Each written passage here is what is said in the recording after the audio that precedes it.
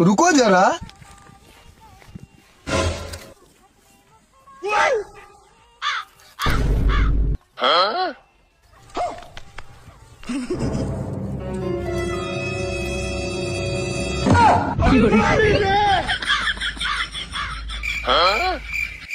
अबे ओए, तुम लोगों को सुबह से शाम हो गई, तुमने इतने गेहूं काट पाए बस? अरे मैडम, दिहाड़ी पे तो गेहूं की ऐसी कटाई होती है और आपके खेत को देख के कम से कम 6-7 महीने और लग जाएंगे।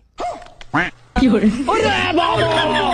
भाइयों, सही बात है ना? हाँ सही बात है, लग जाएंगे 6-7 महीने तो लग जाएंगे। और अच्छा, अब भी लग जाएंगे 6-7 महीने? अब तो ठीक है ना? अरे मैडम, अब तो आप बिल्कुल गेहूं की टेंशन ही मत लो। और हाँ, एक बात और।